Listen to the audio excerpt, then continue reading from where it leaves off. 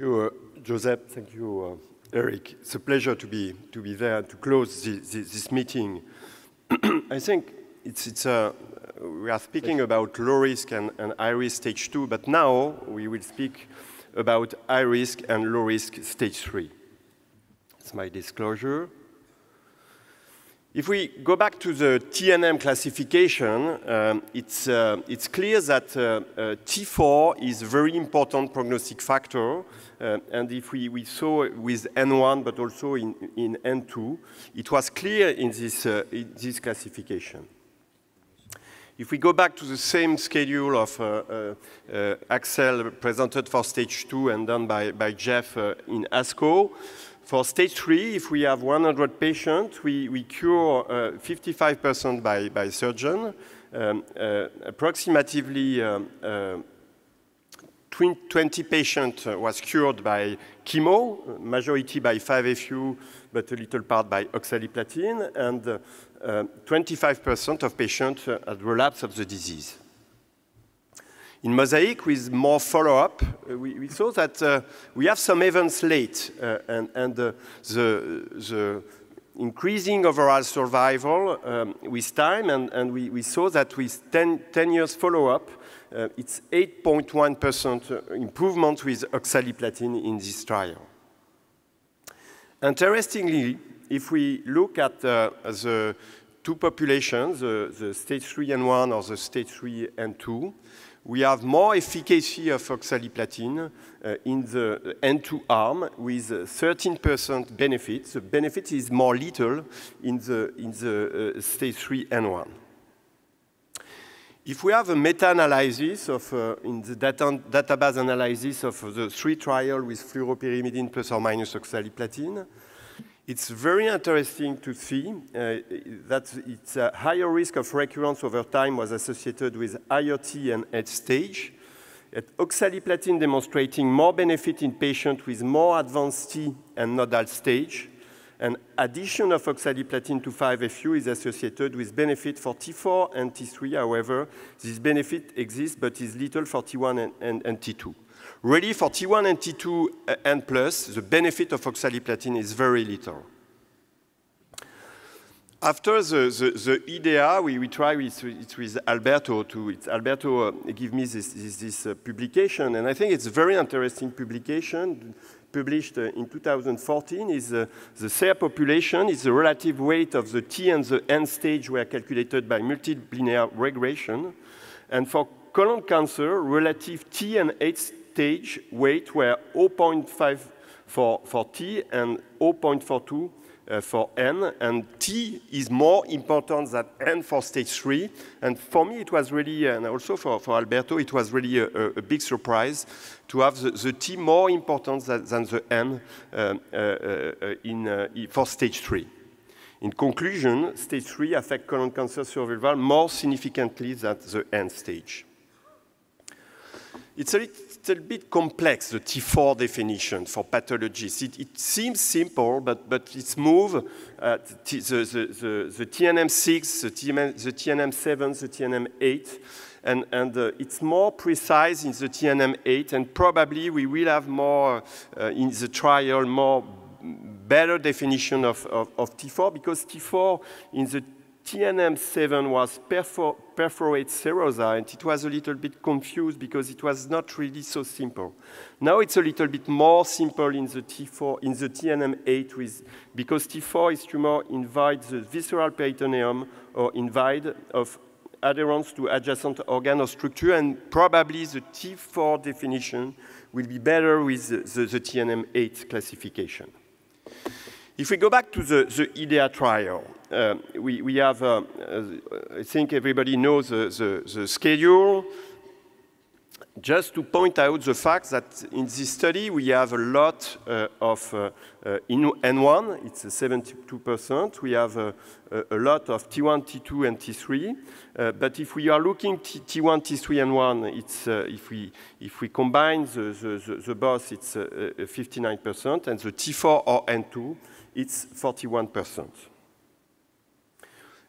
I think everybody knows the result of this trial. The curves are very near. It's hazard ratio 1.7, and the limit of the confidence interval is superior to 1.112, and for this reason, it's not possible to conclude definitely that 3 is, of 6 is non-inferior to 6, but the difference is very little. It's 0.9% between the two curves at 3 years DFS. And the surprise was, in this plan analysis, the fact that for the FOLFOX, it's clear that it's a little benefit of 6 months of therapy, but for CAPOX, it's no benefit. The hazard ratio is at the left of the limit, 1.112, and for CAPOX, we can conclude to the non-inferiority. This slide is probably the most important slide of my talk. I think it's a slide of IDEA, but without duration of therapy. It's the T1, T3, N1 independently of the duration of therapy, and the T4 or N2 independently of the duration of therapy. And it's very clear on this slide that the prognosis of the two parts, high risk and low risk, is very different. We have very good prognosis for the low risk, and we have not really good prognosis because 40% of patients with relapse in this high-risk population, and probably for future studies, it will be a new area because it's probably possible to look something in the high-risk population. It will be very tough to see a benefit of a therapy in the T1, T3, N1, and probably in the T4 or N2, we have to test new therapy to increase the intensity of the therapy. Maybe in T1, T3, N1, we have to decrease the intensity, and with cDNA, maybe to find patients without need of chemo. If we look in IDEA, it was not a pre-plan analysis, the group, the T1, T3, N1, T4, N2. It was logical because we find these results. We show that it's clear that for T1, T3, N1, 3 months of chemo is enough, but for T4 or N2, it's less clear, and we are just on 1.112, and it's not possible to conclude that 6 months is non-inferior to 3 months. Just to see the curve by N1 and 2. N1, the curve are exactly the same. N2,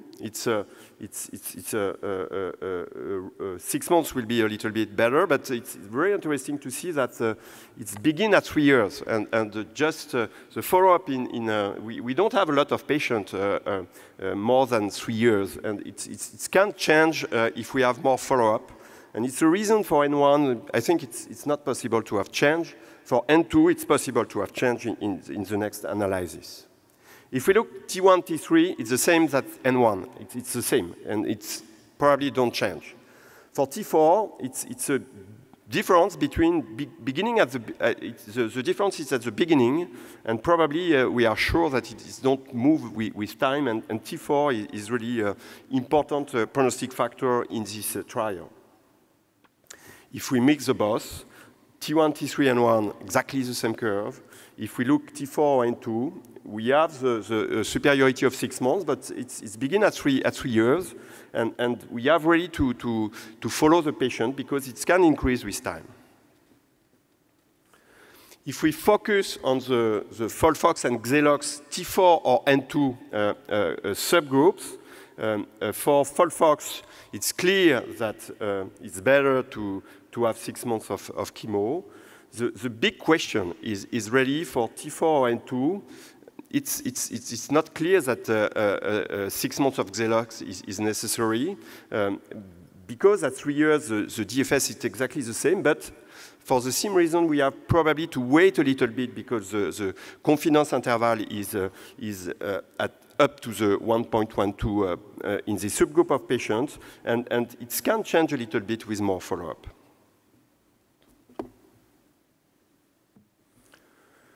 It's the plot of Axel in the New England of the IDEA consortium.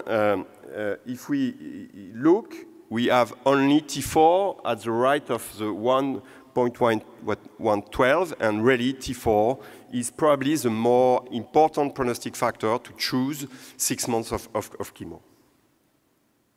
It's another part of the publication in New England. If we focus a lot of subgroup of patients, we have two groups where we are sure that 6 months is better. It's the FOLFOX subgroups with a benefit of 2.4%, and the second group is the T4 group, it's the group with the higher benefit, with plus 3.3%. All the other groups is very little or decremental benefit of 6 months of chemotherapy. What is my consensus? Because it's a lot of discussion. It's a discussion in the IDEA consortium. It's really tough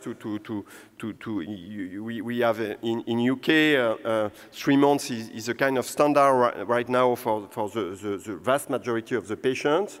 I think for T1, T3, and 1, CAPOX is really the new standard. It's also possible to use FOLFOX.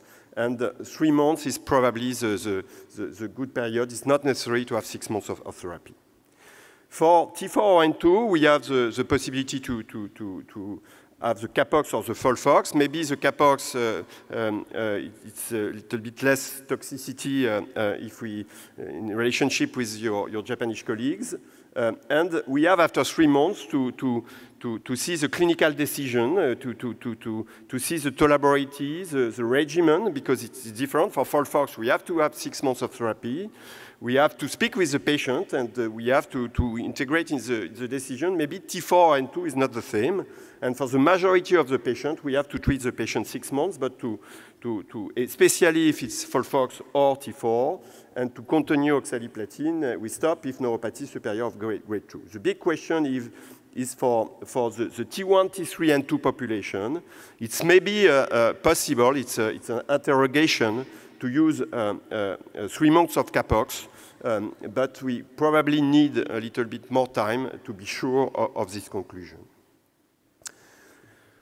What about KRAS, BRAF, and MSI? It's not really useful for decision in clinical practice for stage 3.